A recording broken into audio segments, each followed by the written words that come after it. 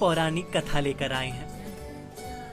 तो चलिए जानते हैं इस कथा के बारे में। दरअसल हमारे भारतवर्ष में महादेव के द्वारा स्थापित 12 ज्योतिर्लिंग हैं और भीमाशंकर ज्योतिर्लिंग उन 12 शक्तिशाली ज्योतिर्लिंगों में से एक, जहां भगवान शंकर ने स्वयं को शारीरिक रूप से प्रकट किया था।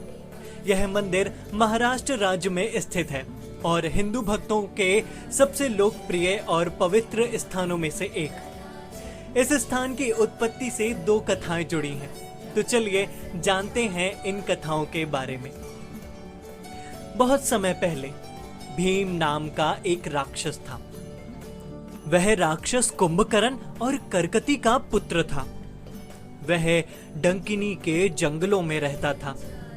जब भीम छोटा था तो उसे इस बात की जानकारी नहीं थी कि उसके पिता का वध भगवान श्री राम ने किया था। किंतु जैसे जैसे वह बड़ा हुआ उसे इस बात का पता चला और वह प्रतिशोधी हो गया। उसने बदला लेने के लिए कठोर तपस्या करके भगवान ब्रह्मा को प्रसन्न करने का फैसला किया। कई वर्षों की कठोर तपस्या के बाद भगवान ब्रह्मा ने प्रसन्न होकर भीम को वरदान दिया।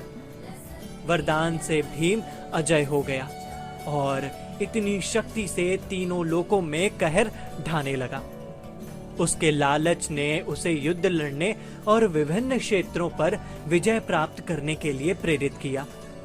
इस खोज के दौरान वह राजा काम रूपेश्वर को हराने के लिए गया और उनके राज्य पर उसने विजय प्राप्त की।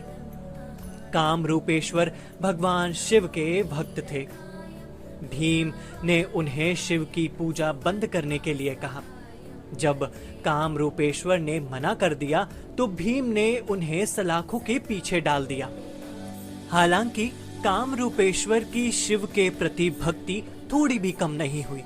उसने जेल के अंदर एक शिवलिंग बनाया और शिव की पूजा करने लगा।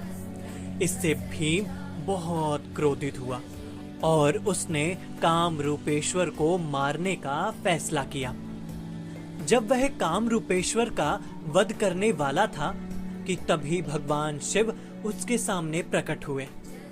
तब शिव ने भीम का वध किया। काम रूपेश्वर की पूजा से प्रसन्न होकर उन्होंने खुद को इस ज्योतिर्लिंग में प्रकट किया और हमेशा के लिए काम रूपेश्वर के राज्य में रहने का फैसला किया। एक अन्य कथा के अनुसार त्रिपुरासुर नामक एक राक्षस था जो स्वयं भगवान शिव से वरदान पाकर बहुत शक्तिशाली हो गया था। हालांकि बहुत जल्द ही उसने इस शक्ति का दुरुपयोग करना शुरू कर दिया और तीनों लोकों में तबाही मचाने लगा। इसके बाद सभी देवताओं ने समाधान हेतु भगवान शिव की आराधना की। तब भगवान शिव ने देवी पार्वती के साथ अर्धनारीश्वर का रूप धारण किया। फिर उन्होंने त्रिपुरासुर से युद्ध किया और उसे मार डाला। लड़ाई बहुत समय तक चली और इसी लड़ाई के बाद भगवान शिव ने सह्याद्री पर्वत की चोटी पर कुछ समय के लिए विश्राम किया। विश्राम करते हुए उनके शरीर के पसीने से एक नदी बनी और वहां से बहने लगी। जिस नदी का निर्माण हुआ उसे भीमा नदी के नाम से जाना जाता है। भक्तों ने भगवान शिव को वहां रहने के लिए प्रार्थना की। तब भगवान शिव ने खुद को ज्योतिर्लिंग के रूप में प्रकट किया और अनंत काल तक वहीं पर रहने का वरदान दिया। तो दोस्तों, आज के लिए बस इतना ही। फिर मुलाकात होगी अगले एपिसोड में।